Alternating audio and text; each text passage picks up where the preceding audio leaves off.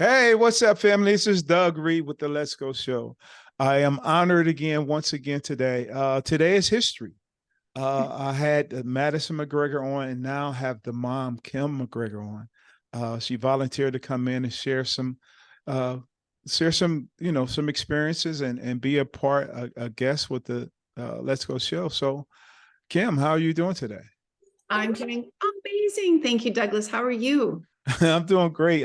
This goes down to history. I told you. I know. The mother and the daughter on the Let's Go show. Like, so I definitely have to come up with something for this celebration.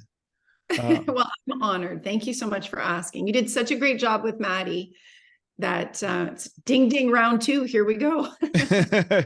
yeah, so one of the things I say, we're gonna jump right into it.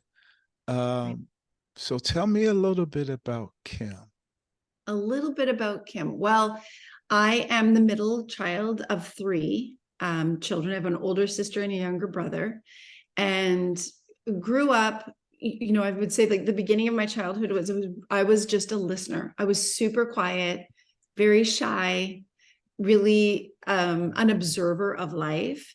My family life was a mix of things. It was incredibly loving, but also like very chaotic and a little bit volatile. So my mom and dad had this like, amazing love, but my mom would leave a million times over and then come back. And it was an interesting childhood, but I think that it, as does everything, it really shaped me over the years.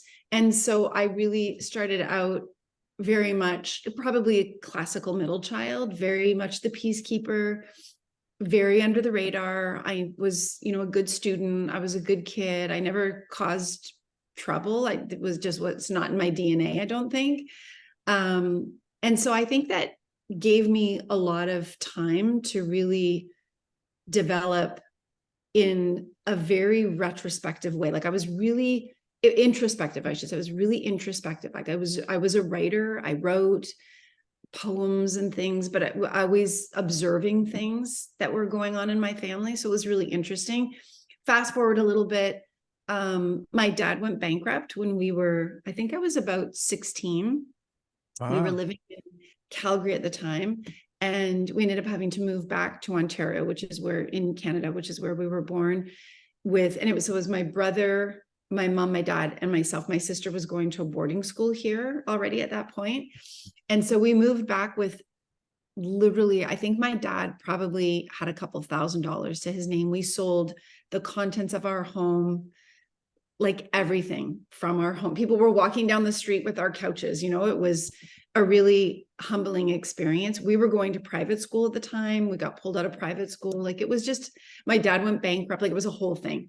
So he went bankrupt. We moved back to Ontario, and it was very stressful on my mom. My mom had been really, navigating the bills and the bill collectors and that sort of thing. And that was really stressful on her. And she didn't work.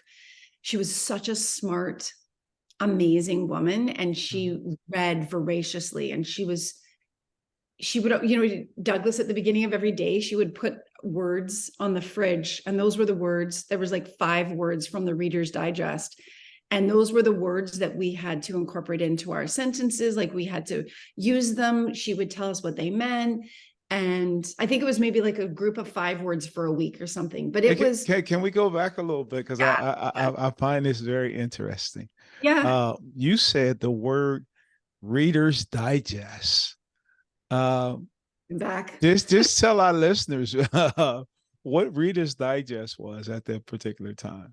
Reader's Digest was this little magazine that came out, I think it came out monthly, and it was just chock full of tips, health tips, how to recipes.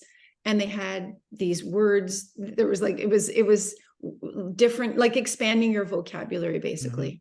So my mom, again, was a voracious reader. She used to go to the library all the time. She would actually often read children's books because she only went to grade 8. So the fact that she was as bright and just like intelligent and amazing, she infused also all of us kids with this, and my dad too, like she just believed, and I don't know where she got it from, but she believed that we could do whatever we set our minds to, all of us. And she just poured that belief into us. She didn't always necessarily have it for herself. But she believed with her whole heart that we could do whatever we wanted to do. I remember when Madonna first came out, and Madonna's a little bit older than me. And I remember I just loved singing. My mom had a beautiful voice. And I remember saying, oh, I would love to be able to sing like Madonna. She has such a great voice. And I would sing around the house. And my mom would say, if you practiced every day and you worked really hard, there's no reason why you couldn't sing like her. Like that was her approach on everything. And I've definitely paid that forward to our children and in our home today. So that was a real gift, I think, to grow up with someone like her. Sadly, though, she passed away really young. So she actually had breast cancer at 41, and she ended up getting colon cancer at 53. So I'm 54. I'll be 55 this year. A blessing. It's just crazy to think, when I was 29 when she passed, and it was after the bankruptcy, we moved back here, and it was years later. She was diagnosed with breast cancer here, and my parents had moved to the Bahamas. Like my dad was doing well at that point, but there was just so much stress. And I think, looking back now, I've had so much time to sort of reassess and reevaluate. And as I have aged, I've really done the best I can to change circumstances, learn from my mom's life, and keep the good, and learn from the other things that she didn't have the chance to really understand. She was ahead of her time in so many ways, but I think she was a fitness instructor, but I think what did finally cause her to end up with colon cancer at the end was just, she had some really toxic relationships with family members, and she just didn't know how to set boundaries. And that's been a huge learning for me, even as an adult. So just, and I'm somebody that my whole livelihood is actually on wellness and health and helping people age well. And I think let me ask you too, because now, we talk about you being the middle child. We talk about, you talked about the example that your mother set. What was the most impactful or influential thing that your mother, in regards to values, that your mother gave you? Values, that's a great question. Well, I would say the most important value was live by the golden rule, treat people the way you want to be treated. And she did that. She was pretty darn good at that. She, again, just, that instilled that belief, education. And it wasn't always formal education. I do have a university degree. That's where I met my husband, but it wasn't always formal education. It was just being a nonstop learner. And I think that was probably one of the biggest, if you can call it a core value, because it continues to inform my life today. And I think I reached a point probably in my 40s when I started my online business, that there was this never ending journey. That's the difference between, a growth mindset and a fixed mindset, right? So I think that understanding that there is this ongoing, never ending journey, it's very humbling, because you realize you don't know a lot of things, even though you might know some things, you don't know everything, and that you can learn something from everybody that you meet. And my mom was really like that. Yeah, she loved learning. She loved learning from people. She loved sharing that learning. And that's probably one of the main core values, I guess. Yeah, that's good. Now, you say you attended college. What did you major in? I majored in business. So I have a business degree. My major was marketing, business marketing, and my minor was communications.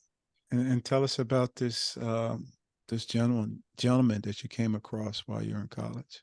Well, Jeff, he's my husband. So he was actually my first serious boyfriend. And we were 22, 23, I guess, when we met. and he's 55, I'm 54. So we've been together for a very long time. And, I know you're married. Marriage is a journey. And we've had good times and we've had very challenging times. And luckily we've worked through so much. We actually split up for a few months when the kids were 5 and 2. We went through a really, really difficult time, but we've been through a lot. And I don't think we ever, I know your podcast and so much of the work that you do is around mental health, as does Maddie. And that has become something that's really important in our home. But back then, boy, nobody was talking about anything to do with that. So my husband was diagnosed with anxiety and depression, and that was tough. I didn't know how to deal with it. I know most of my family members had some form of anxiety and depression, but again, nothing was diagnosed. And so, I think those early years of our marriage, when Maddie was born with CF, my mom had just died. Maddie was born with CF. My husband was going through his own challenges, and we didn't talk about things as much as we could have. We didn't know. There wasn't as much education. So I feel in a lot of ways, I'm so grateful that we both were committed to working on ourselves and the relationship. There's like 3 relationships in a relationship. He's got himself, I've got myself, and then we've got the joint unity of our marriage, first and foremost, our family, right? So we both committed to working on ourselves individually and working on the marriage collectively. And we've done a really good job of that. And we're in such an amazing place today. He's such an amazing guy. He's such a phenomenal father. He's an amazing husband, just an all-around good guy. But we've been through hell and back to get here. And you often hear when you take your vows, for better or worse, to us part, like you really have to be prepared for that worst part, and you don't know what that's going to be. And so I think, I've heard people say, don't marry for love. I love my husband so much. We were madly in love when we first got together. It was like the kind of love I hope my 3 girls all experience. And then it had that real bumpy patch. And it's stronger than it's ever been. And there's more passion and more love. And again, I think that's just committing to the relationship and committing to understanding that we all have challenges, and we are all, as long as you're growing with somebody, and you're both doing your work, I think it's so worthwhile to stick it out and grow together. That's what we're growing together. And it's really a lovely journey. Yeah. You said some very, important words. I'll go back again to the values that your mother instilled, and I think the thing that just comes to mind is the commitment. Because I heard you state she left a couple of times but came back, so the commitment was always there. And then being a child and seeing that, as it plays out later in life, like, oh, I have to have this commitment. And then you said something very important as well, is the boundaries. Like, when you first get married, I mean, even as people in relationships, brother, sister, mother, father, whatever, there has to be boundaries that you have to develop for yourself, and understanding other people's boundaries. Unfortunately, I've been married actually a couple of times, so not really even understanding the boundaries, not even understanding the commitment. So for you to hear that, and I hope people that's listening understand that, the commitment has to be there, and those boundaries have to be there. When I think of boundaries, I just think of the respect for each other, and also understanding that particular person, knowing that they experience or they see things in a different way, not the way that you see it. And that's so very important. And then you talk about raising Madison during those difficult times when she was sick. How did you deal with that? What was really challenging in reference to that? Well, I think, there was a lot of things that were challenging. I think that for me, there was, and again, if you can stick with somebody through challenging times, as long as they're not like beating you up and, they're not like physically abusive, that sort of thing. Like, obviously there's certain times when you do have to leave, but he was always a good guy, right? We just Mhm. we each had our own challenges that we were going through. But I think raising Madison, and then we have a set of twin girls too that are 20, Mm. they're 3 years apart, and they're all lovely, lovely, lovely human beings. I'm so They are. proud of them. Like my greatest work is raising those girls with my husband. I Wait, think wait, wait, wait, wait, wait. Maybe I can get the twin girls on too. So there let, you go. Oh, they're so lovely. They're so yeah, lovely. I didn't mean to cut you off. Go ahead, though. Yeah. So I think with raising Maddie, I think I was just grieving my mom. So my mom passed away when I was 29 and before I had Maddie. And then we got pregnant and I delivered Maddie at 30. So, and it was so interesting, Douglas, because my mom had colon cancer and she had had to have a colostomy bag. And when Maddie was born, she had a bowel blockage and they had to do a surgery on her at a day old. And they said, if it doesn't work, we'll have to give her a colostomy bag. So it was like this, like, what are you talking about? Like, Mm. it was terrifying. And I was terrified of losing her. And the fact that I wasn't supposed to be able to even have children because I have a health condition. And we had these miracle babies. Like Mhm. I'm a believer in faith and prayer and just believing in a higher sort, whatever you want to call it, but Mhm. believing that. I do believe my mom had a hand in that because I was meant to be a mom for sure.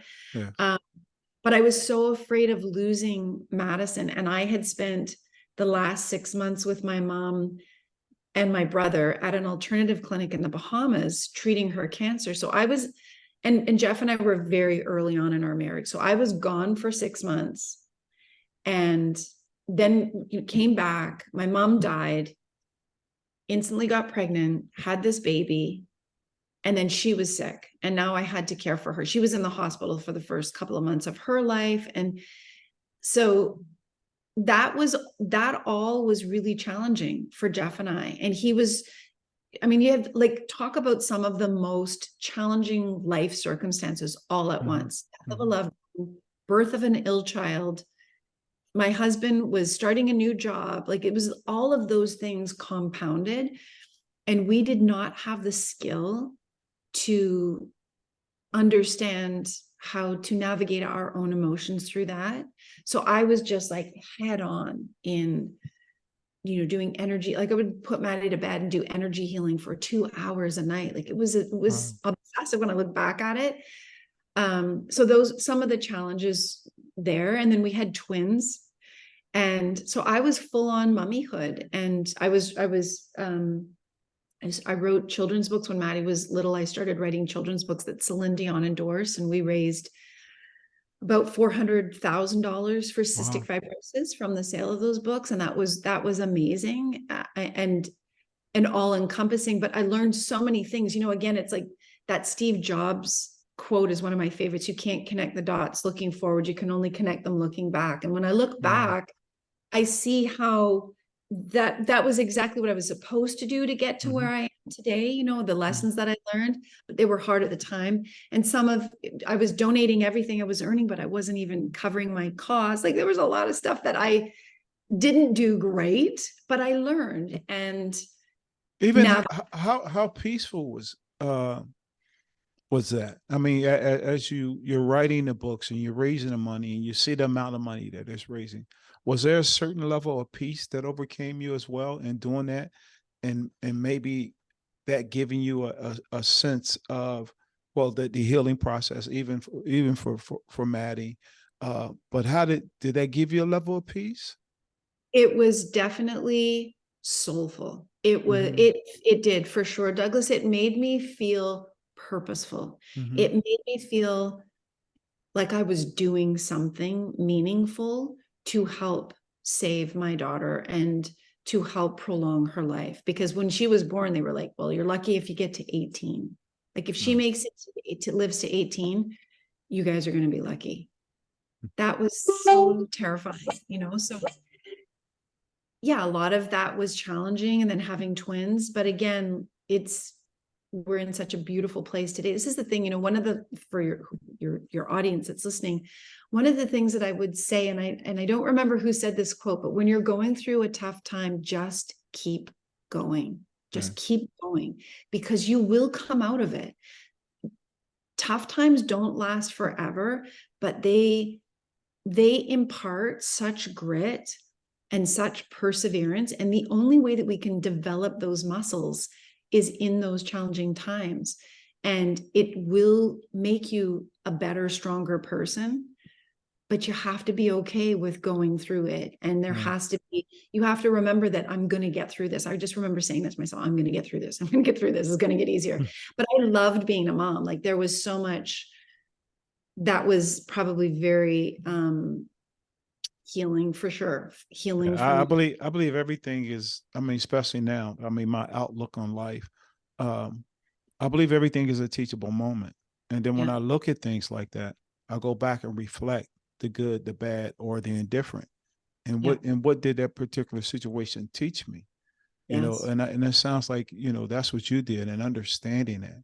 But now, as you go forward, Maddie's doing better. You have the twin girls, and now your major is in business and the entrepreneur, being an entrepreneur. At what point did things change that, for lack of better words, you saw the light? Good question. I think it was when it was actually before that. I would say it was, and it's funny that you use that term, because when my husband and I were when we regrouped, we got back together. He moved back in. He was living at his parents' house for a little bit. He moved back in. Kids didn't even know, because he came every night and tucked the kids in. Like, he wanted to be with us. When we were rebuilding ourselves and our marriage, as we were raising kids and going through all these things, we would say all the time, stay in the light, stay in the light. If we were getting off track, we would say, like, how is this going to serve our highest love? Like, we would say that to each other. We renewed our vows in Turks and Caicos, and this beautiful, beautiful pastor, again, divinely put in our path here. And he drove us to the beach. It was just the two of us, and this beautiful man who was, I think he had 10 kids, and he was married for like 40 years. He was incredible. And he said, how do you're renewing your vows. How do you think this plays out? What is the sense of responsibility for each of you? And, we were in the back of the car, like, I don't know, was it 50-50? Like, we didn't know. He says, it's 100 for Jeff and 100 for Kim. And he says, if each of you give 100% of yourself to this marriage, all of you, you'll do well. That was a great piece of advice. But I would say, when two major moments, I would say, when I saw the light and I knew that, I felt that we were going to be okay. One was when my girls all started competitive dance. So they had been in recreational dance, believe it or not. It sounds so crazy, but that, we talk about this. They danced for 10 years. They were all beautiful dancers. My husband never missed a dance competition, when I was working and he was working, but as a man, to show up for his daughters for a dance, he never missed a dance competition. He supported them. He would sit and watch their dances and their choreography, and he would give them tips. Like, he became like a gold medal father. He really stepped up.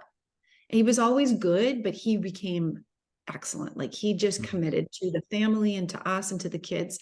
And so that was something that really bonded the five of us. It was a real coming together for the five of us. We would go on the weekends to dance competitions, and it was always fun. And, we'd all crash in a hotel room, the five of us. And it was an adventure, and it was fun. And we really enjoyed each other's time. And we do to this day. We just love being together. We're all like besties. And then the second time, I think, was probably when we got our first dog, Hershey, who passed away during COVID, but he really brought us together again. He just added, sounds so silly to say, but for anyone who's ever had a dog, you'll get it. Exactly. Yeah. I was not a dog person at all, and he totally converted me. But I think those two things, having a dog and the kids, it was again, it was attention to the family unit, Mhm. what we cared about. And I think those two things were really pivotal. Yeah. I'm thinking now, like you had a couple, as you say, pivotal or a foundation, of course, with, family. And of course, I love pets too, as far as dogs and even what they give. And then you talked about dance, or when we, when I think about dance, I think about music. So I think about those important elements Yeah. in our life that actually has more importance than we than we actually think about, Yeah. and how pivotal they are in our daily lives. And Yes. but I know everything is, family's going well, but then what are you doing now as a entrepreneur, as a businesswoman? Thanks. So I was in corporate for a very long time, and I've tried so many things to find my way, Like just, me. yeah, totally. And I think that's great. I think it's such an important thing to do. And I finally started, somebody reached out to me and shared an online business with me, a wellness business. And it's so interesting because it wasn't what I was looking for by any stretch, but it was exactly what I was looking for. You know what I mean? Like, it didn't Mhm. come in the package I thought, but I was looking for a way to get out of corporate eventually and have more time with my kids. I only had 11 days off out of the whole year at my last job. It was an American-based company, and there was no negotiation on holiday. So I actually had to take a leave of absence to go to the dance competitions with the girls Mhm. all the time and not get paid for that time, which was totally fine. I needed to be with my family. Yeah. Um, so something that I had that would give me more time freedom, that would give me the ability to earn more, because I've always been a hard worker, but at work it was like you were capped, and Yeah. you know and corporate was great, like it served its purpose for sure, but there, I worked really hard, and in over 3 years I didn't get a raise, didn't get a raise, didn't get a raise. It didn't matter how hard I worked. So I really wanted to be more in control of my destiny and my wealth and what I was creating.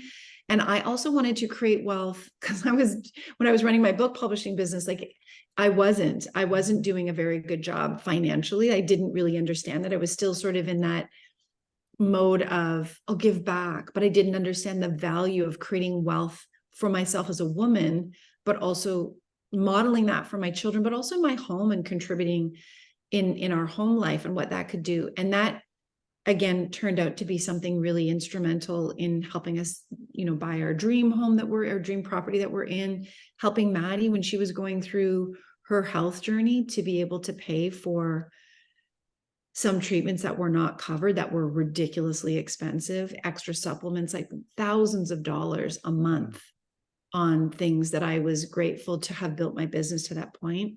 I wanted something that was going to help people get healthier because of everything that I'd been through, Mm. primarily with my mom. My dad died of a massive heart attack. My mom was healthy and fit. My dad was not healthy, and he was very overweight and didn't really take care of himself. So health and wellness, and then Maddie, right? So wellness was always a big thing for me.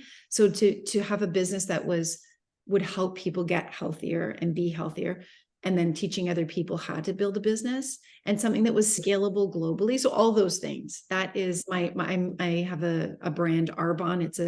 It's a luxury brand. It's a certified B Corp. It's vegan and gluten-free. We're a product-based business. So I sell products and I help people get healthier, but then I also help people build a business, an online business.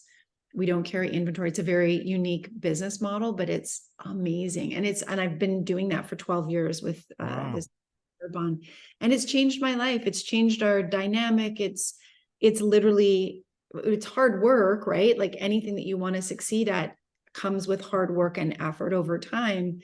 And I've grown. I'm not the same person I was 12 years ago. There's been so much personal growth. But I have a really big team, and I get to coach them and train them and teach Mm-hmm. them how to create that transformation in themselves as well. So I love what I'm doing.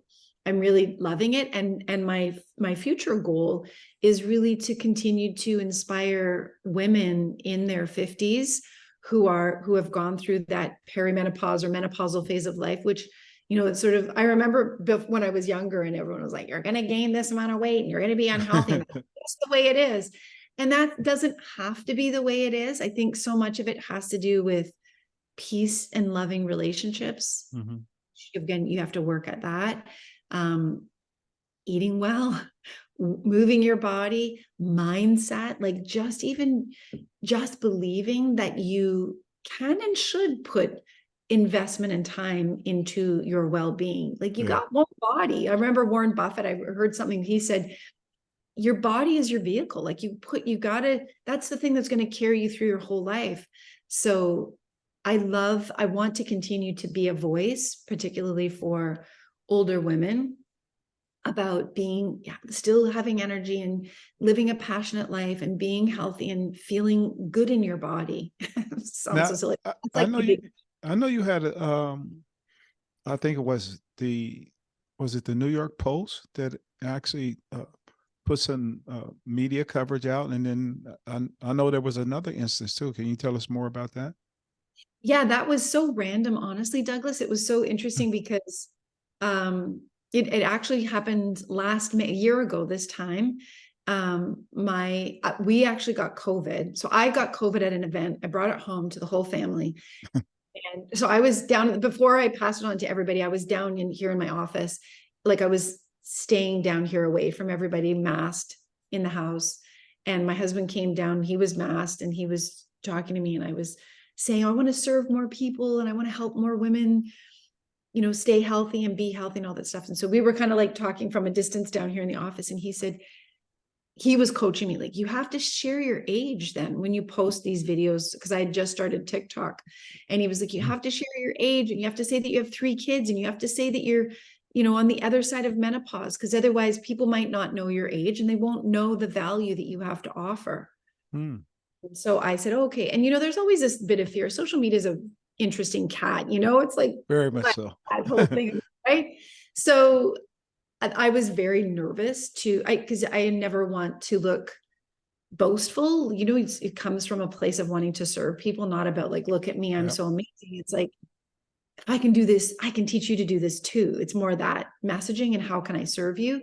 So anyway, down here, he went upstairs and I was down here with my mask on, creating this silly TikTok and putting these things, 54 years old, I was 53 at the time last year, and putting all these things random. Honest, Douglas, it was the most random thing. I just grabbed all these clips and videos from my camera roll. We'd been in Florida earlier that year, put it together, put it out, literally went to sleep that night, woke up the next morning, and my Instagram, it went viral. And Maddie was Googling me, and she's like, I think the Daily Post put out the Sun and all these things. Anyway, that was kind of how that happened. So it was very random. These things are so unpredictable, honest to God. But I think the only part of that I think has some value, if anybody's listening and wants to learn, is just be yourself, like authentically. And I think show up from a place to serve and to just leave people better than you found them, in whatever way that is. I think that's a good place to come from. Because that was my intention, was really just to help people, help women that were in sort of my circumstances. Yeah, I can really register that. One, because, well, I had to take note because I turned 60 this year in September. So maybe I need to start telling people I'm 59, I'll be 60. But, and I think about that, and I'm actually retired as well. Wow. And even doing this podcast, one of the guys, I was working in an organization called Black Men Heal. Reggie Howard does a lot of podcasts, and he's like, look, they call me Unc, he said, look, Unc, you need to do a podcast, about the lived experience and just interview people. And I was like, I'll give it a shot. Whatever happens, happens. But I get so much out of just listening to people's stories. Of course, there's listeners and I just want to serve and that's why it's called the Let's Go Show. Like, what makes people go? What inspires people? And it's now going back to what you're saying, I have to dedicate more time into doing it. Yes. I'm doing my own editing. I'm doing everything, but I'm like, yo, this is really amazing. Yeah. So I definitely register. I haven't had that, viral moment, but, and I'm not looking for the viral moment. I'm just Yeah. looking to be an impact through conversation for other people. Yeah. As you are, bringing somebody in here to inspire women, tell them about their journey. Like it's not, there's a success story, but it's not always been success. That's right. We have our own issues. I always say our own trials and tribulations that we go through. So I really appreciate it. But let me ask you, and this will be the last part. I know what you told me some things that you looking for in the future. When I think about the places you've been, the islands, their current living. But what is that ideal situation? What does that look like? From this point on, what does that look like? What is that ideal situation? That's such a great question. I think to continue to spread my message to a larger audience, I definitely want to reach more people. That's my personal, I'm actually in the middle of, I just started, I'm getting my personal trainer certificate, and then I'm going to be getting a certificate for nutrition, integrative nutrition. So a lot, like, just expand my knowledge in that way, grow my business, and continue to serve more people. I'm working on a book with Madison about our journey, and it's so funny. It's a Black comedy, because it's a very heavy subject, this journey that we've been on with her health, but there've been a lot of parallels with her and I in a lot of ways. And there's funny moments, like in every moment, is even as hard as it gets, you have to find the funny moments. Yeah. So that we're working on that. The kids, my husband and I want to travel a lot more with our kids. We love traveling with them, and to continue to support them as they build their production company. They've got all these amazing TV shows they've created. Yeah. So our dream is to, if they're shooting in Spain or Czechoslovakia or something, we're going to be there with them in the villa, and we're going to be, like, traveling, discovering the place while they're shooting. I know they're adults, but Yeah. it's fun we have together, and we'll be doing our thing, and then we'll come to set sometimes, but we'll be there, just to continue to support them in what they're doing. Helping my husband, like, he's really on a journey to, he's so amazing, and he's just on his own journey to do his own thing, and he has so much value to offer with what he's through too. You guys probably get along really great too. I might have a whole family on here. Yeah, he's awesome. And then the last thing is we're getting a new dog. What are you getting? We're getting a silver lab. We had a chocolate lab before. So we're getting a silver lab in a couple of weeks. So we are literally, like, we're all in the final countdown. We're like, we got like 2 weeks to go or something. So we're very You excited. definitely have to post that on social media. Yeah. Oh yes. He'll get lots of space on social media for sure. So I'd say that's it. And just, just continue to inspire people and leave them better than I found them, and pass along the wisdom as I learn it. Yeah, I got one question that just came to mind. Yeah. And how old are your daughters now? Maddie's 24 and the twins are 20. They'll be 21 in a couple of months. So how would it, I can't say how would it feel? Well, that's part of it too. But could you imagine, because I'm going back, about the dance and, them dancing. And of course, you have some history as well. But how would that feel to dance at their wedding? Oh, that would feel so good. That, long term, obviously, to have, it's funny. I was thinking about this morning when I was getting ready, about just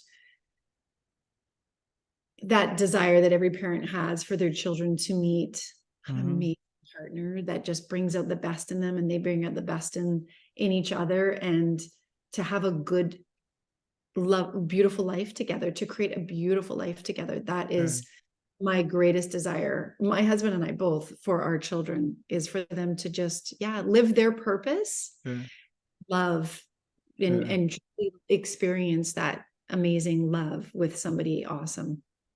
And just to dance at their wedding. Just to dance at their wedding. That we all love to dance. So what dance would it be? If you were asked to do a certain dance for all your experience, and even let's say you had to prepare your husband, like, yo, we're going to dance at Maddie's wedding, would it be something formal, or just let go, be loose, or what type of dance would you do at the wedding? If we were asked to do something at their wedding, it would probably just be super fun and like a great message. I'm not that great with lyrics. My husband is such a music man. He loves the meanings of music and the lyrics behind them. So I'm sure he would have a heck of a great time. He would write lyrics that told the story about, all the things encompassing. It would be fun though. I think it would be a fun song for sure. Well, I hope the girls are listening.